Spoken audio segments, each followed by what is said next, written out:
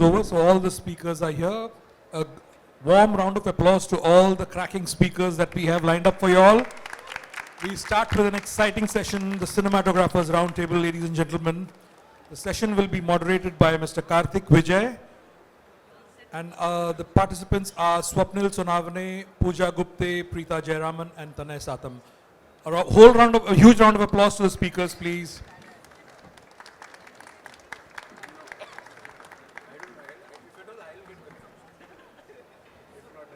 So I would now like to hand it over to our moderator for the day, Mr. Karthik Vijay. Hi guys, thanks for being here. My name is Karthik. Karthik Vijay, we are a member of Karthik. That's Preeta, Pooja, Swapnil and Tanay. We have amongst here some of the best cinematographers from our industry.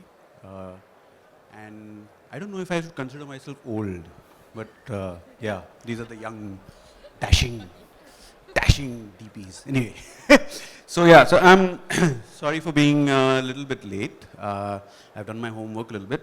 I'll just quickly introduce them and then we can start. So we have Preeta Jayaraman, also a member of ISC. She's from Chennai, lives in Bangalore. She's an award-winning DP. All of them are.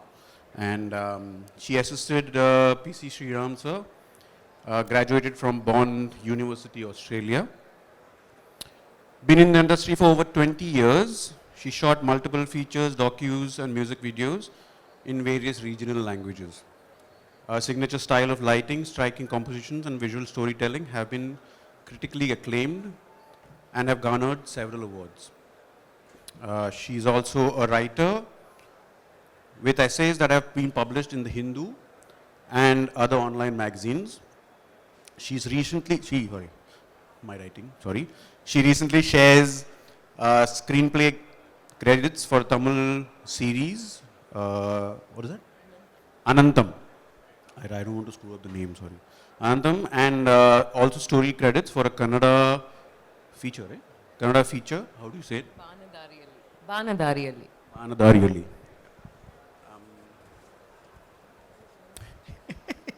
And her most recent work with acclaimed Tamil filmmaker Vetrimaran is in post-production. And Dhoomam is also in post-prod, is it? Okay, there's a film called Dhoomam with director Pawan Kumar, which released last year. So thanks Preeta for being here.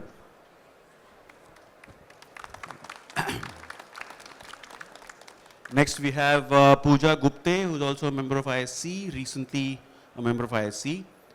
She's a recipient of the National Award for her first feature film that she did after graduating from, sorry? Film has got a award, but it's you only, no? It's simple. You are as much as part of the film as the film, yes? Yeah. So she is, her film won her film won the National Award. And she graduated from SRFTI Calcutta. She was selected in the Berlinale Talent Campus in 2012. She's also a member of Imago's Diversity and Inclusion Committees. Her works have been showcased at Stuttgart, Germany. She's shot around the world. She also has her own production house by the name of Excel Films, Easel Films. This is what happens when you write fast and can't read your own writing. so yeah. She has short films like Minimum, Logout, and Puppet Show, which is part of a short film anthology, Zindagi Nama, which all released this year. So welcome, Pooja. Thank you. Swapnil Sahib Sonavane. Swapnil is also a member of the ISC. He was born and raised in Pune into a family that owned and ran a photo color lab. He has a deep sensitivity towards art and aesthetics, which he contributes to his father's influence. He's photographed groundbreaking TV shows like Tourists and Sound Tripping. Pan Nellin's Angry Indian Goddesses was his first feature film, And he also shot the last film show that was also India's official entry to the Oscars. He's been nominated for multiple Filmfare Awards and won them for Monica Oh My Darling and Sacred Games. His films have played at multiple film festivals around the world. We both, actually we both had a film playing at Busan this year. He shot a film called Second Chance, which is directed by his wife, Subhadra. And a beautiful, beautiful film. When it releases, you all should definitely watch it. And yeah, and his latest release is Jigra. That's in theaters currently, so welcome Swapnil. And lastly, we have Mr. Tanay Satam, the young and dashing Mr. Tanay Satam.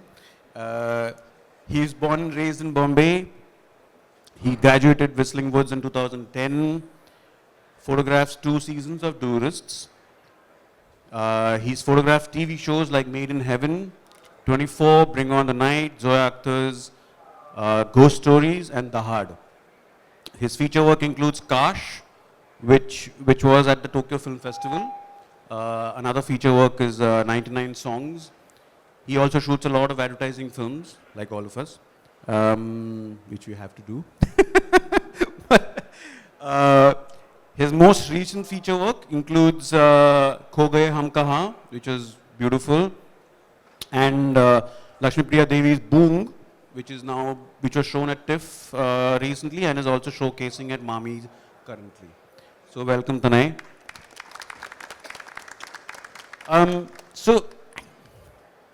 And yeah, I'm Karthik.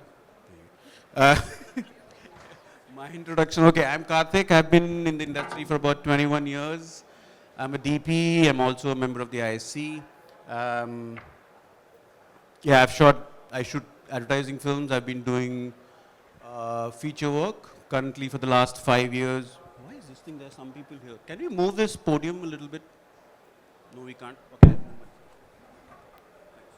Sorry, because there are some people here who can't see me. Yeah. So I've been shooting features. In the last 5 years, I've been shooting features, international features, around Southeast Asia and Taiwan. And yeah, so we're DPing, whatever. So I think the first, there's a question that I want to each of you all that you all can answer, which is there a change in the way you all have been working through the years? Whenever you all started to what you've been doing now, if you all can point out the good and the bad. And yeah, then we can get on to the other one. Oh, yeah. Here. Hi. I've also been working for some 21 years. So while I was working here, I was thinking that when I was in the Film Institute, I worked with the Mitchell camera, which was this ginormous camera. Then film, digital, and now it's been quite an interesting journey because I've gotten to know so many cameras. And now you have, I've shot with the FX3, which is compact. And so some parts of it is very liberating. I think even recently, the film that I did, the lighting especially, because it's a very personal film. I only had a mini generator on set instead of like in Dhoomam, we had 200 people on set. This was under 30 at a 5 kV Jenny, and we used the battery operated lights. So I think that part of it is nice, that tech has helped with sort of reducing crew, also able to work in smaller spaces with like the aperture lights or the Astra tubes, which I've been using now, and I find that exciting. That I'm able to create images I like with less lights. On the flip side, of course, I really miss the whole film nostalgia or the texture of film. So I think it cuts both ways, but we've kind of adapted because ultimately you're trying to tell stories. So you use what you can and create the magic you need to do.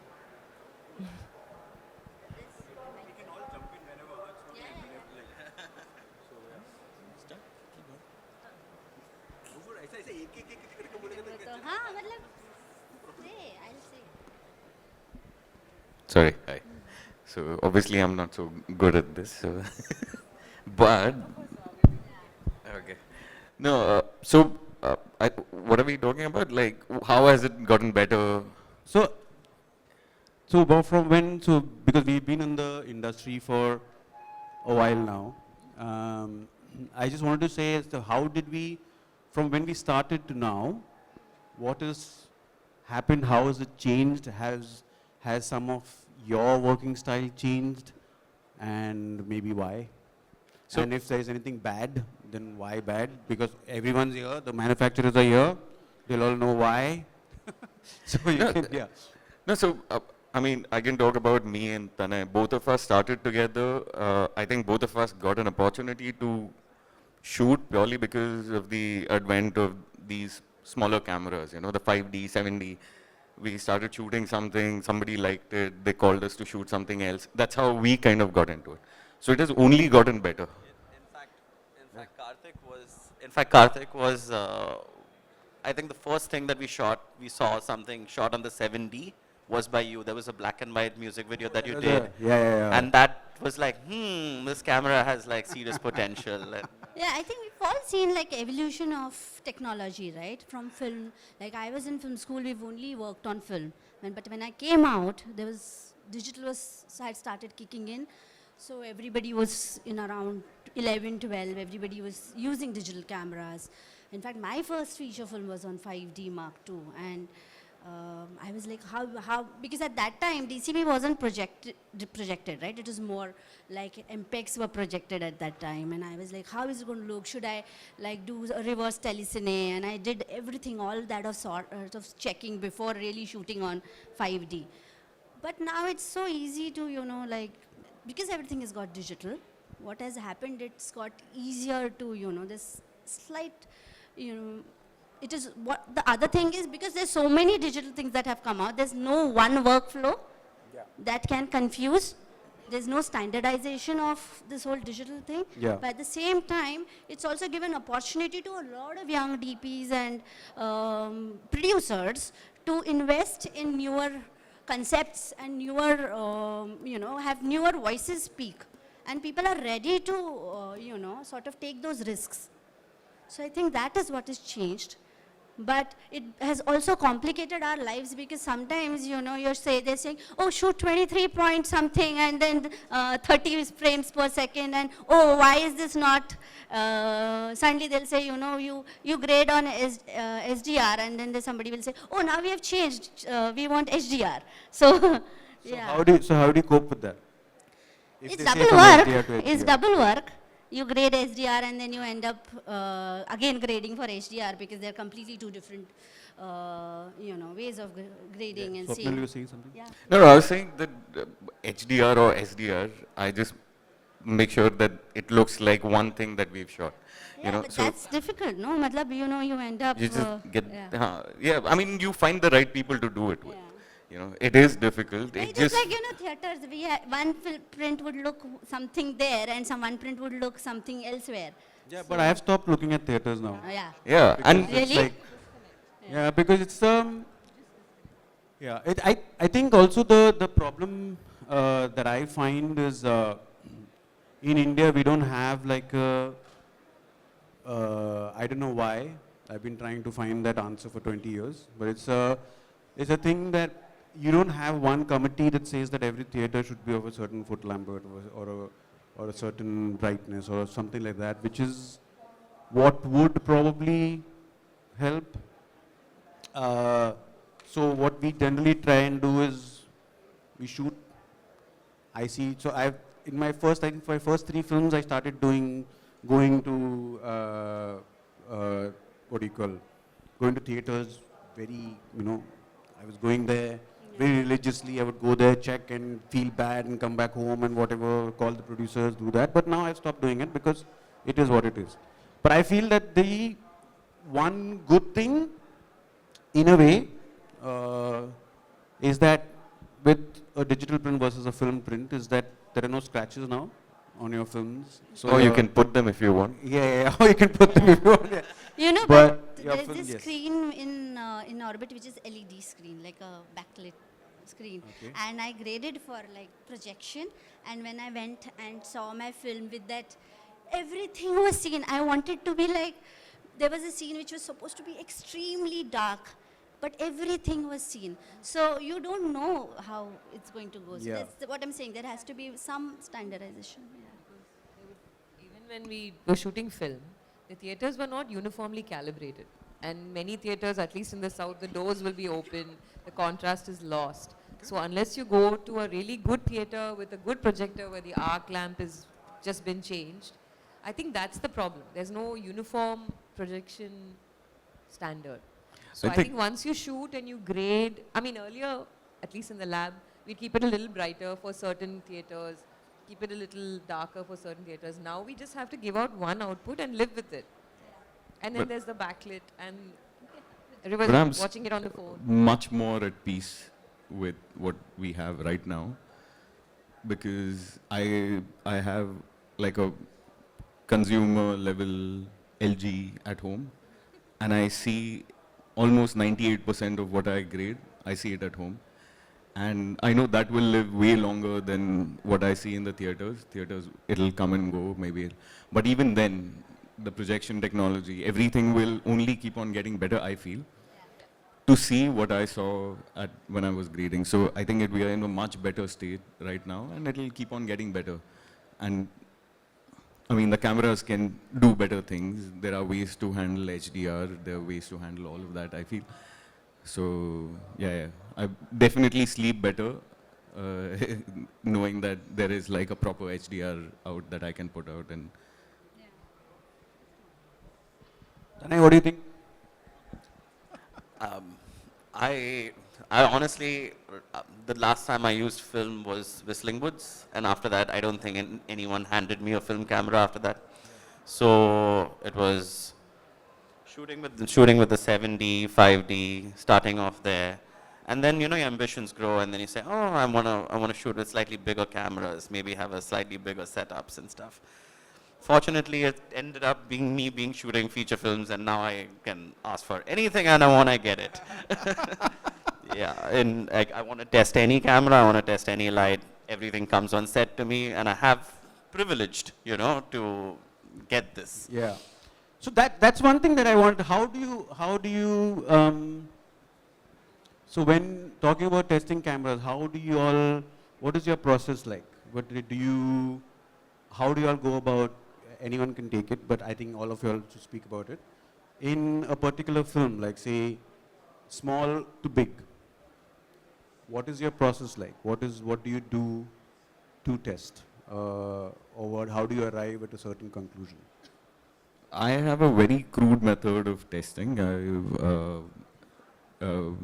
I try and use cameras on commercials. I've seen myself kind of resort back to like an Arri 35 LF, mini LF, whatever. But I try and get a camera and put it in real situation more than testing it in a studio. I mean, I do that, but I don't really understand cameras or lenses like that, unless I truly see it as I light and as I see an out and grade it and all of that. And so, but that's like testing the cream, whatever, 3, 4, 5 cameras which are up top. But what I really find interesting nowadays is how one can use, the other formats, like you shoot iPhone for an iPhone, you shoot like a GoPro for a GoPro, you shoot, my last 2 films there are bits and pieces of 16 that I could shoot. So, so to have all of that is interesting, and obviously the testing comes because now I can afford to test them, you can call for them, all of that.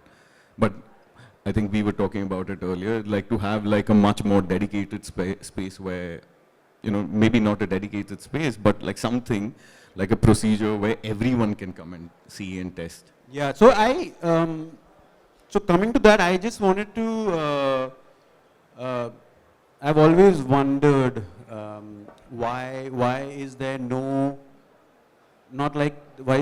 testing space, or rather And I thought this is the best place to actually ask the manufacturers, is that I don't know what the marketing strategy is for the country, but I just want to know how could we have a space, or how could you open up the testing of cameras to regular people. By regular people, I mean I mean students. I mean if not students, someone who's even thinking of doing, cinematography, taking up cinematography as a profession. Because all of us over here, we look at the ASC mag, we look at different magazines and say, oh, maybe this is what we will do, or this is what we can do. Then when we come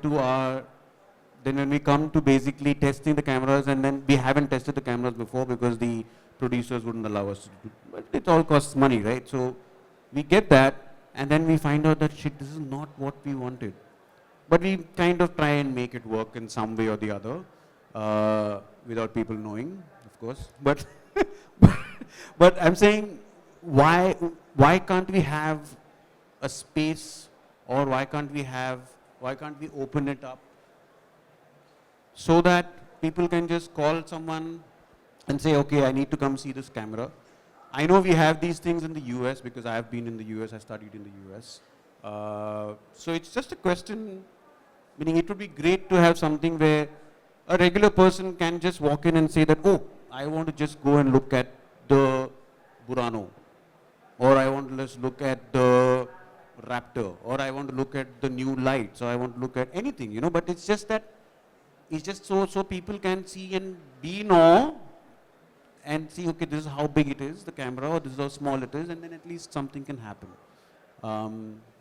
That's a question that I had, but yeah, if it would be great to have a space. I don't know which manufacturer is here, but all of you all, yes, please. So yeah, Sony is there for sure, but oh, Red is there. So cool. So good. So all of you all, I think, should have a space. Yes.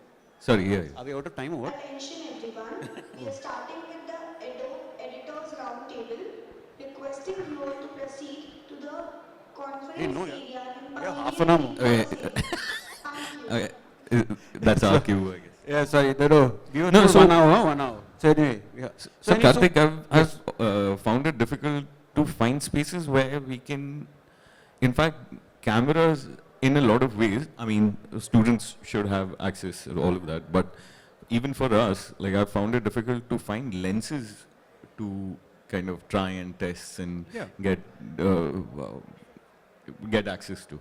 Yeah. So that is another thing. So Yeah. what I find, the reason I'm also saying this is because at this point in time, say if I've been in the industry for 21 years, we've all been in the industry for many years, many years now, and then now we can afford to say call someone and say that, okay, you know what, I want to test this camera. I can call Raj from Red and say, oh, you know what, I want to test this camera, then he'll arrange something. But why is it not accessible to a normal person? So if we could have that, that will be great. But coming back to testing cameras, I think, Tanay, what's your process here? Honestly, it's the kind of film I'm shooting, and honestly, how I feel about it. I shoot with the Alexa or the Venice, whatever I choose. For Venice, I use because it's ergonomically great because of the split body Rialto setup. Lenses, I just have I don't know, it's a preference of using old lenses for some reason. I just like marrying new sensors and old lenses. It just makes it nice. Commercials, I shoot with any modern lenses and it's fine. Films, I like to shoot with old lenses. It's just something that gives it a little bit of a feel of making it feel like you're a little stuck in time, and I think I'm stuck in time also a little bit. So, but it's a very feel thing. It's like I should just feel that, oh, this will work and this looks correct.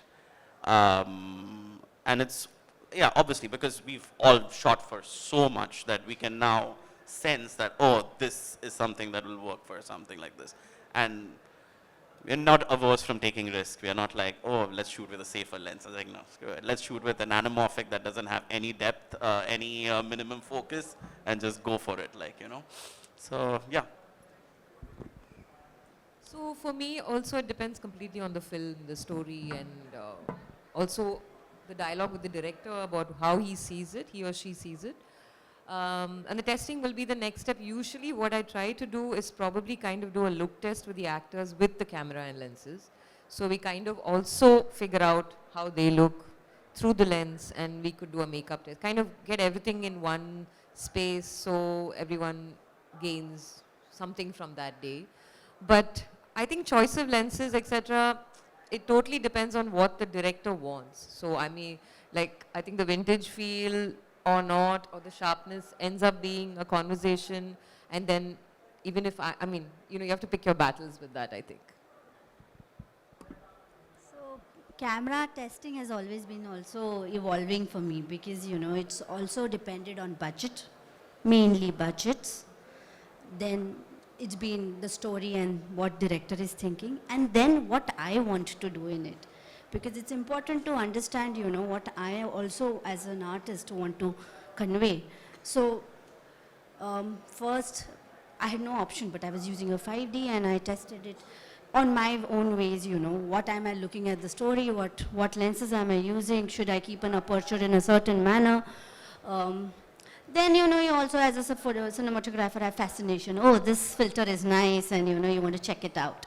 Recently, I shot a music video where I got very interested with those optical filters where, they have these chemicals coming down and all that. I wanted to use it, used it there. Yeah, I don't know about these. Which ones are these?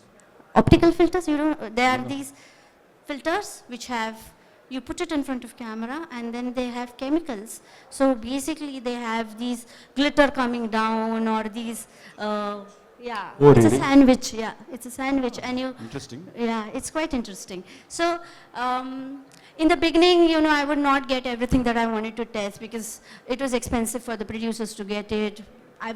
People did not know me, so nobody was really willing to come. So that's where, it's good to have some place where.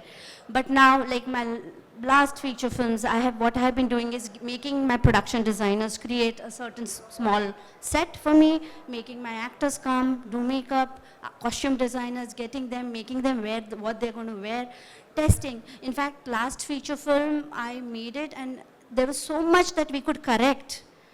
Production design wise, my lensing wise, grading wise, I could have a look-up table, like a LUT for my director to see how it's going to look.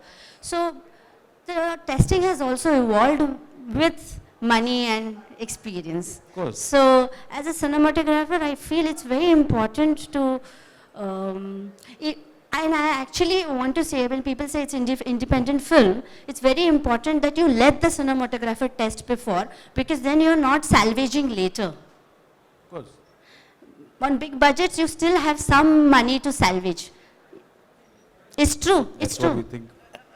Yeah. That's what we think. But little bit, you can have use, there's so much VFX and so much things that you can, that helps. But I'm trying to say is independent films need more prep, which we should think of. Yeah, I think this is the last question, then we should go out to the audience. You're right in saying that, for sure. For testing, I think testing generally for a DP is extremely important, so that we don't end up testing on set. We try testing a lot on commercials because they're short. They're about 30 seconds. No shot stays for more than 3 seconds, and that's what you can do. But so this is how we've grown up. But I don't think the future generation should be doing that. I think the future generation should be able to go and say, okay, these are 5 things that can happen. This will happen, and then you can go off. Yes, Swapnil. I'm saying, like, with everything that's happening with AI and I think we shouldn't test. We should leave it to chance. No, We can, but it depends, no? It's like, I would I'm love just to kidding. give it So chances, Swapnil but has it's been just- fascinated with AI, and he's been showing me all these videos where, you know, a clip where if he just showed me, just like before, that there's this one frame where a man is walked and he's walked till half of your frame, and the camera is cut. But beyond that, they have pulled and made the man cross the whole frame. So that's AI for us. Yeah, that's a big. Yeah, it's a separate conversation. But yeah, I would like to just put it out to the audience now. If someone, does anyone have any questions, or because we'll keep rambling otherwise? Yeah. Can someone give her a mic?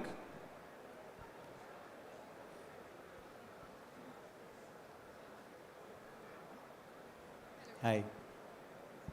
Hello. Yeah. So my name is Disha. I'm a cinematographer by profession. My question is to all of you, then how do you keep your narratives and visuals very fresh and avoid falling into the same techniques in your upcoming projects?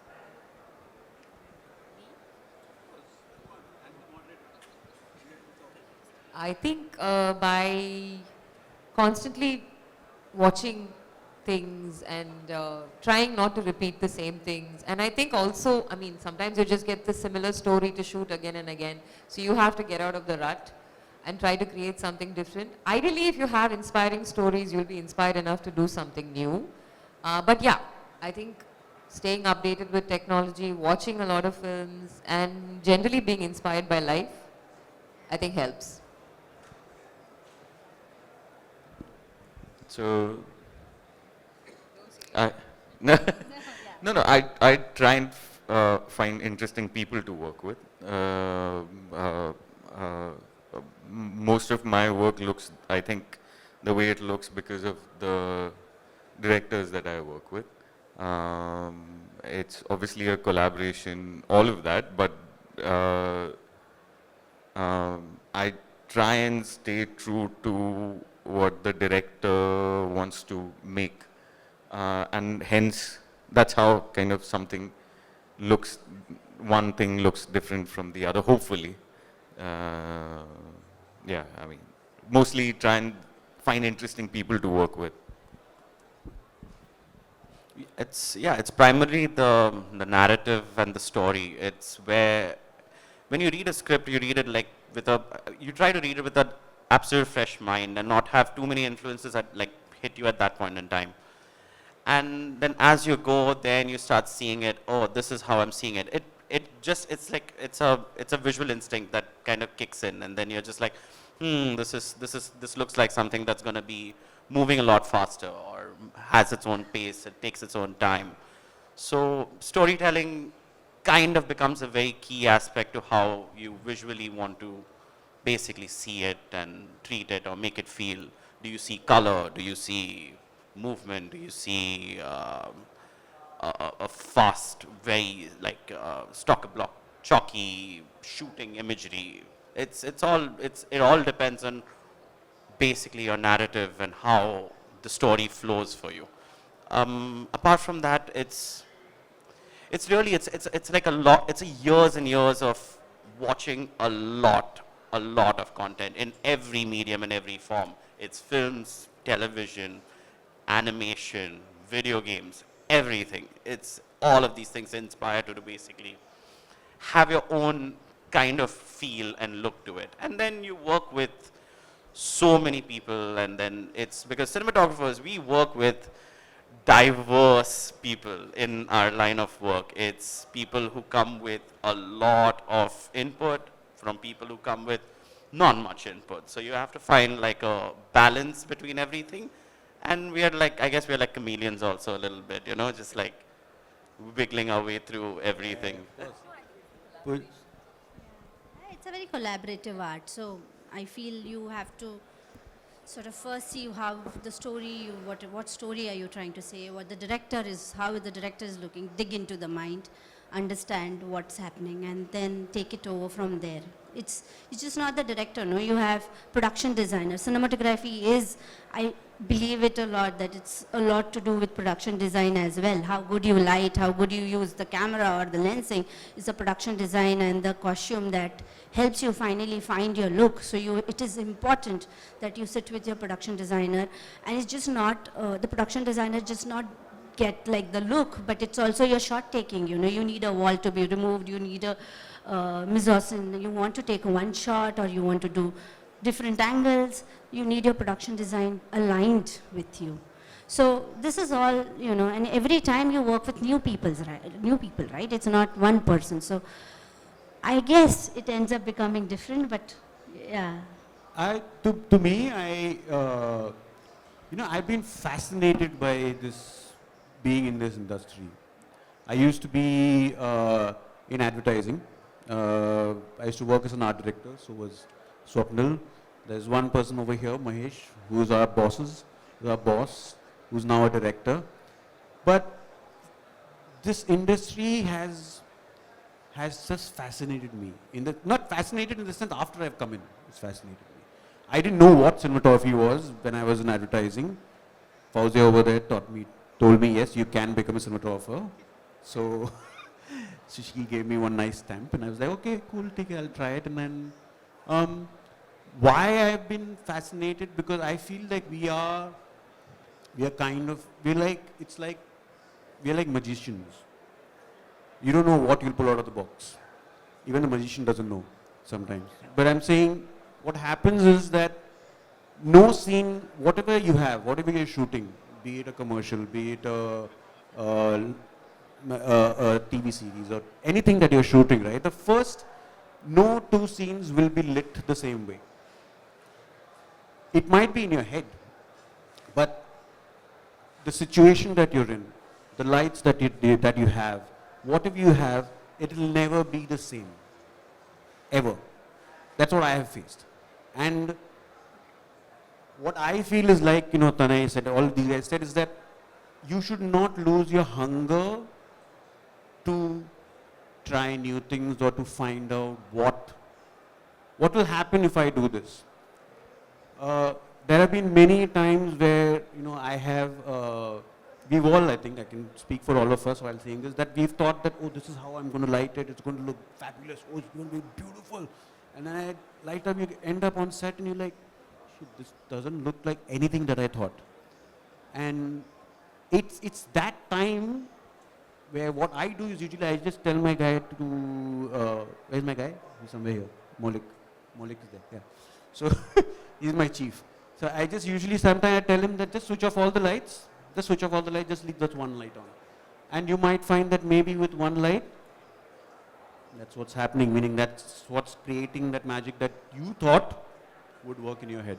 So I think you should be open to failure, to also think that, okay, something that I've done is not working. What should I do? Then the other thing is that, and you have to be open to trying new stuff. I should wait for this person, no? Attention everyone, we are starting with the Adobe Editors Roundtable, requesting you all to proceed to the conference area immediately for the same. Thank you. So I think, that might answer your question. And you should be open like all these. Tana is a huge gamer, by the way. So yeah, it's like you have to. It's a different world there, by the way, and it's like it's just getting better and crazier and nuttier by the day. But you have to be open to all different forms of art. It could be music. Like there's a film that I shot where I asked the director, what's the mood of your scene? And he just played me a small piece of music. And then once I heard the music, I was like, I'm set. We didn't talk about lighting, we didn't talk about how to set the scene, we didn't talk about anything else. It's just that he was there, he played me that music, it set in my head, I laid it up the way I thought it would be, and then we set up the thing. You know? So it's, I think you should be open to all forms of fear. And any other question? No. Sorry. Wait. रुक ना, सब लोग सुन लेते. Hello everyone, I'm Saurabh Mahajan. I'm a cinematographer myself, and I just want to ask all of you here that a lot of production houses now prefer to using 2 camera setups on all of their projects, like be it a film, be it a web series or whatever.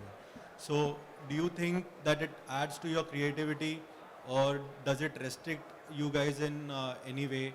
And there have been a lot of times where they say that you light up 360 and we'll just point the camera everywhere and we'll try to finish this project in 30 days instead of 60 days. What is your take on shooting on a single camera versus double camera setup? Who wants to take it? I'll take this one Go to for it. begin with at least. So me, Tanay, Jay, Oza, the 3 of us started together on the same set with 3 cameras, which is where we shot a lot of documentary style stuff. My first film was like, it started off as a single camera. Very quickly I brought in the second camera, which was Linesh shot the second camera. Today I can't tell the shot that I have done or the one that he has done, you know, in my first film. And I've had that, like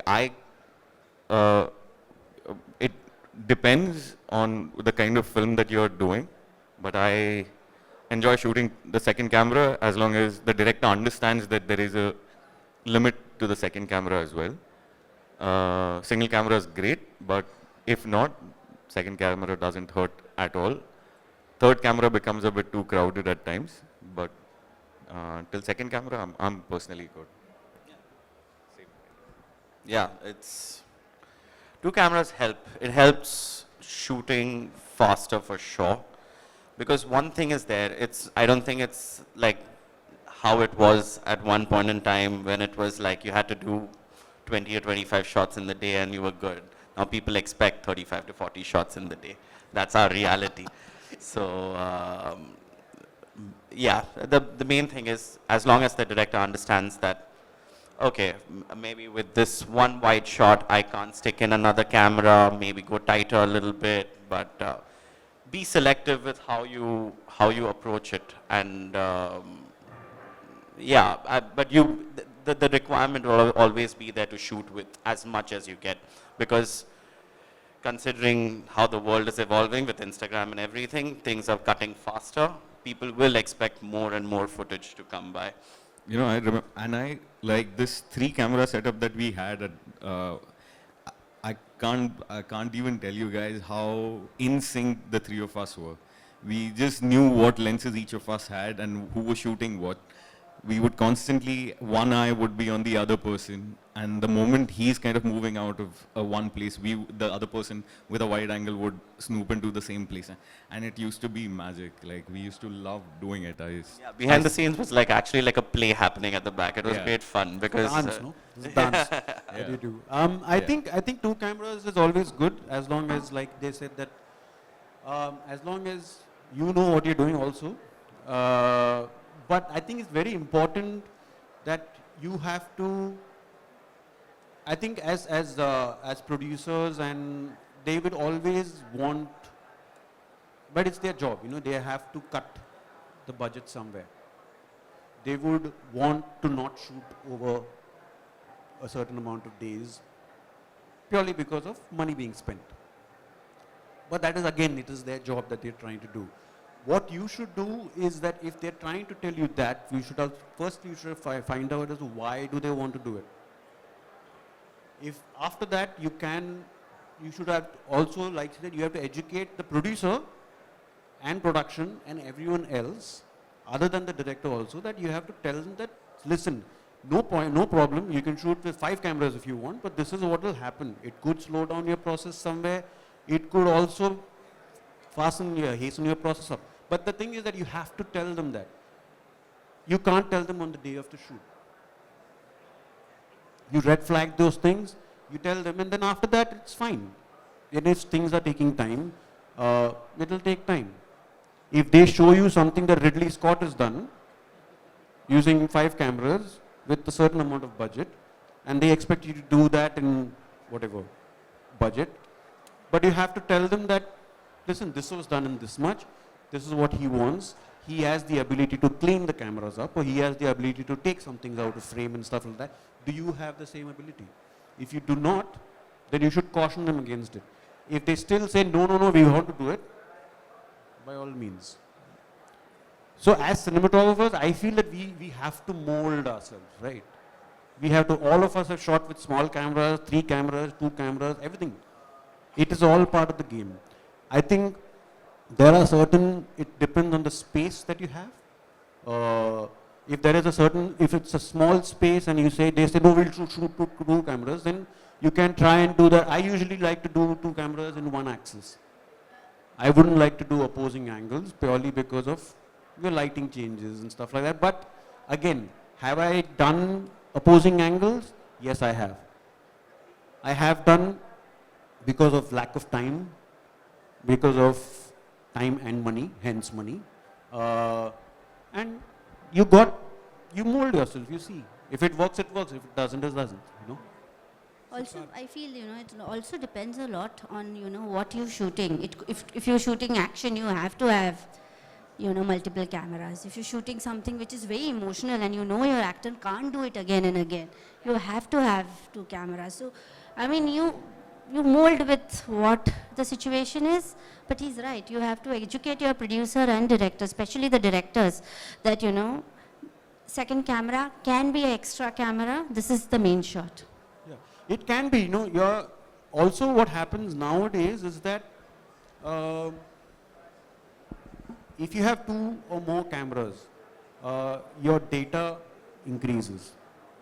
Do you have that wherewithal to process that much information and give it back?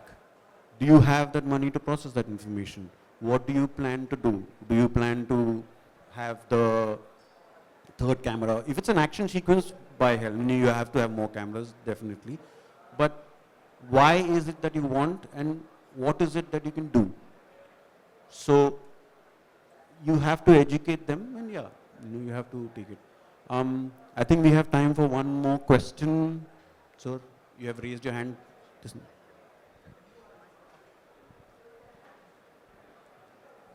Hi everyone. Sorry for the bad voice. I'm very badly in health. My Nothing is question bad, tell me. Sorry? I said nothing is bad. Tell me. You have Okay, good. You don't know my original voice, that's why I'm... Anyway, my question is about prep. Like, there's endless amount of content we consume daily. Games, for example, and Instagram is endless, and then films, media, paintings. How do you guys know when to stop for a particular project for prep? Like, okay, this is more than enough, and if I do more, I'll digress from my main objective or main idea. I'll take that first. Sorry. You never stop prepping. Until You they never say stop action. prepping till they wrap. No, sorry, not even till they wrap, till the release. You cannot stop prepping. You cannot, because the minute you stop, you're gone. Yeah. You don't know. That's what I'm saying. Sometimes you don't know. A lot of times you don't know, not sometimes. I would say that you would know where to hold back when you're shooting. You have to be in sync with your story, and you have to be in sync with your director. Once you're there, once you guys are there, everything will fall in place.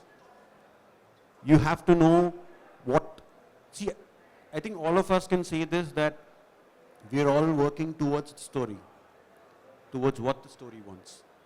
And once you know that, you know where you're going, right? Meaning there's a road that's leading there. If there is something that's like going somewhere out, you have to put the brakes on it, but try something else to put you back on the road, on track. So and that is where prep comes in. The more prep you do, the better you will be better you'll be on set. There are things that will go completely haywire on set.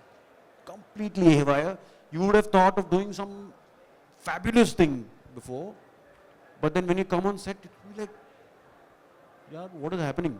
You know, this is not ready, that is not ready, but it's all part of the game. So how do you, so that's where your prep comes in, right? That's why your prep comes in. That's when if your AD comes and says, shit, I don't have this today, what to do?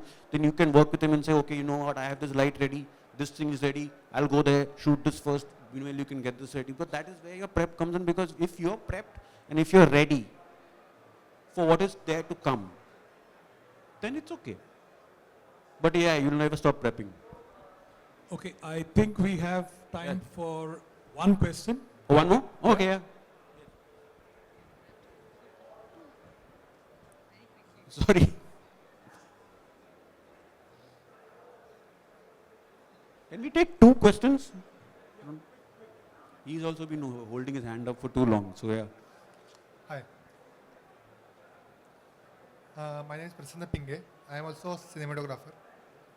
So my question is, how do you tackle with guerrilla shoot?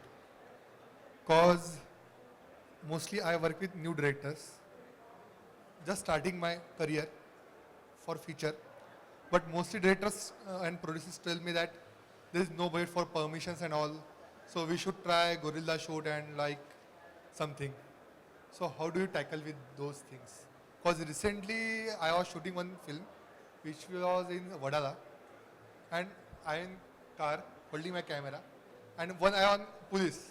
If there is no police, just wrap it up and run from there.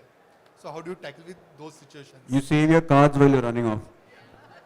Or if the police guy comes, they first take the card out and give it to your guy, and then let them One take the day camera. we are all in lockup. Fantastic. I think That's if you part can of the keep your vibe. Look, let them answer Karthik, I'll say learn the language, no? Learn the language of the place. Yeah. You can, Yeah, it helps. a lot of I was times, in Bengal, he learned his name, but I was in SRFTI. Even though you're shooting institute films, you're shooting sometimes without permission. So you learn Bengali. You're in Maharashtra, Pune, learn Marathi. yeah. Go In to- guerrilla shoots, So, I mean, it's not like you're doing it. I've done it recently as well. So you have the camera, production managers disappear because, you know, he's saying he's going to talk to the cops, but he's not. He's just saying just finish it off. So you have to be really quick, yeah, and save your card and run. That's it. So it's still happening. That's what I'm trying to say. I would also say that the last thing I would like to say for this question is that you have to become part of production. You have to become part of production, because what will happen is if they cannot speak the language, then you have to speak the language, and you have to chavi maro the police guy, say that something, you have to do it. It's all part of your job. Because in the end of the day, you're serving the story. If it works with the story, it doesn't matter. You know? You can't get But permission. Karthik, the funny part is sometimes I produce the things I do, and I have not taken permission. I know, and I'm shooting. Yeah. So You then have who's smaller cameras there. All responsible? these I guys am are there. Sony, responsible Sony, for Sony. it. They'll give you smaller cameras to shoot. It's all becoming smaller. 4K, 8K. It's all becoming smaller. You can run off, put it somewhere. No one will know. Yeah. Anyway, just one more. We have time for one last question. Otherwise, he'll beat me up. Then gentleman there, please.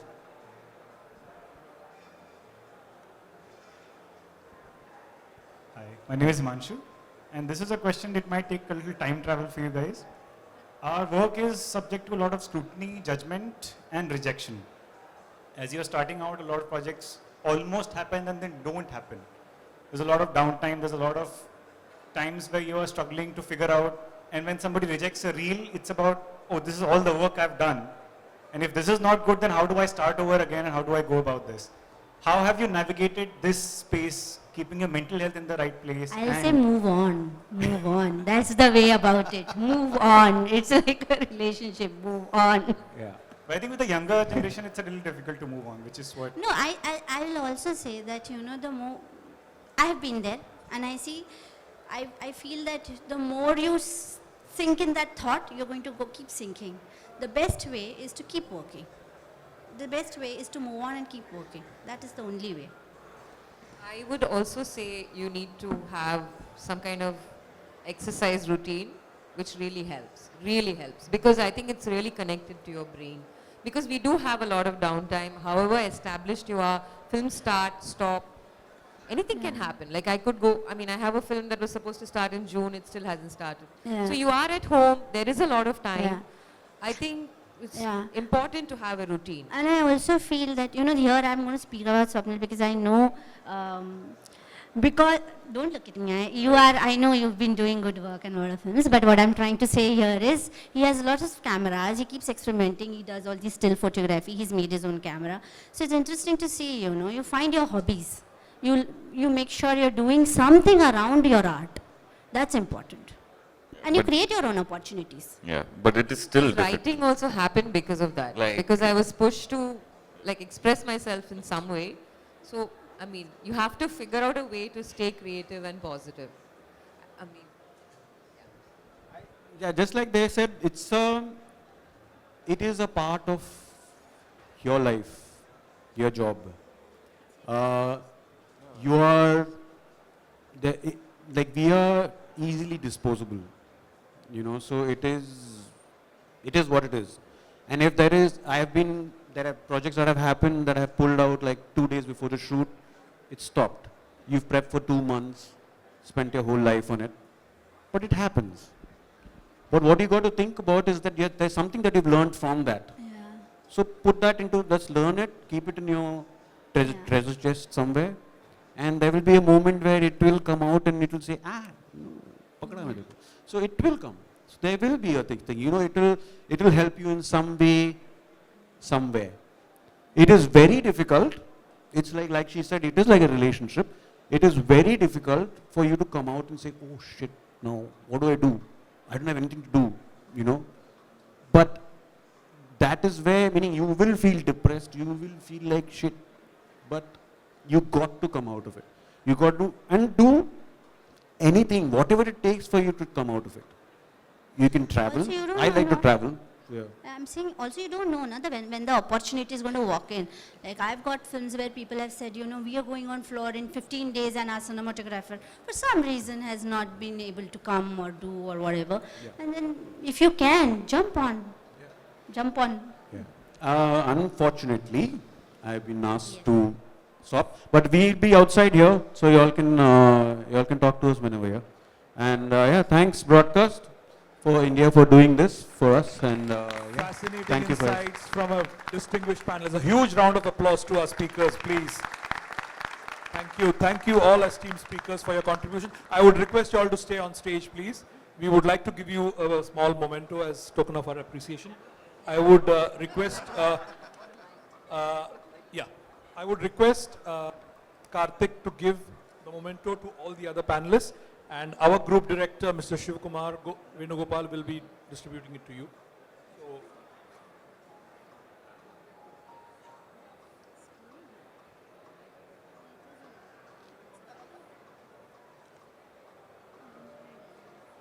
okay, I would now request Karthik to hand over the first memento to Preetha. This is a Green Tree initiative launched by us.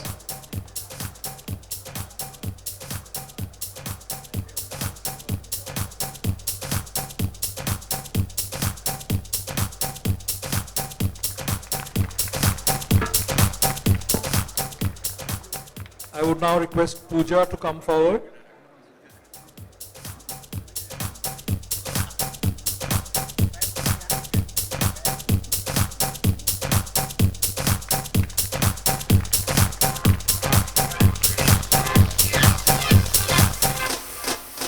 Swapnil, please.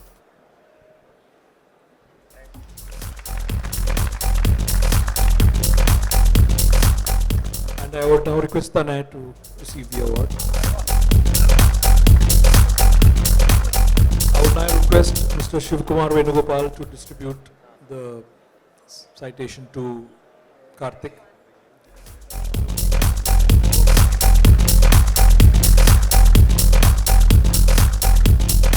I would request everybody to come on stage for a group photograph, please.